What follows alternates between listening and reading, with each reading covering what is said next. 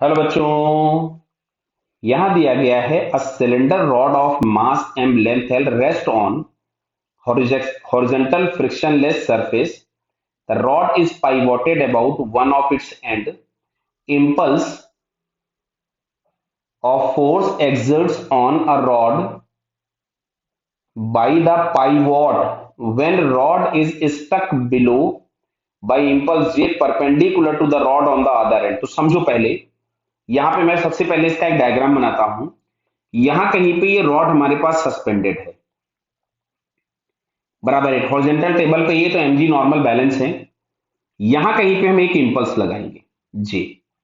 अच्छा, तो इस जे का एंगुलर इंपल्स मिलेगा जे इंटू एल, जो कि हम लोगों के पास होगा change in angular momentum means I into omega. हमने लिख लिया क्योंकि इसकी इनिशियल वेलोसिटी जीरो थी, तो इनिशियल मोमेंटम जीरो था।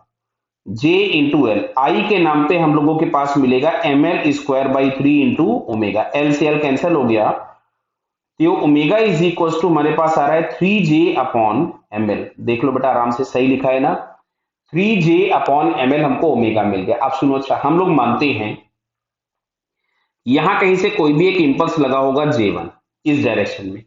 सर ये इसी डायरेक्शन में क्यों लगा? भाई तू पीछे मान ले, तो पीछे की तरफ मान ले, फाइनल आंसर में कोई चेंज नहीं होगा। क्लियर है? तो यहां से अगर हम देखेंगे तो अब जो लीनियर इंपल्स लग रहे थे वो दो थे, एक ही डायरेक्शन में J प्लस J1, और ये किसके बराबर होगा? m into velocity of the centre.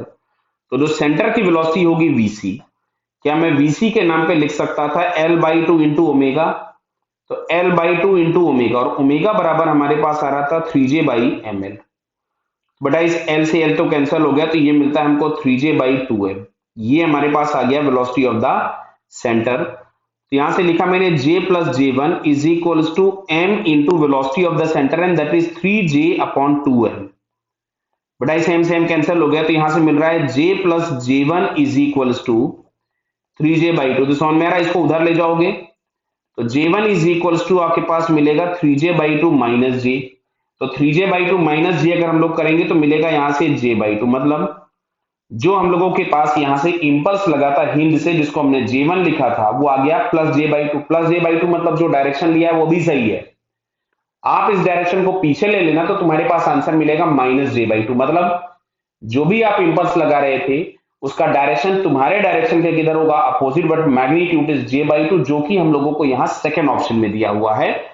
So finally second answer is correct. Clear बेटा? ओके, ये समझ में आया ना बेटा ये हम लोगों ने क्यों लिखा? बिकॉज लीनियर इंपल्स जो होता है वो आपके पास होता है mass into velocity of the centre of mass में जो चेंज होगा वो। क्लियर? तो ये इसलिए हम लोगों ने इस टर्म को लिखा था। क्लियर?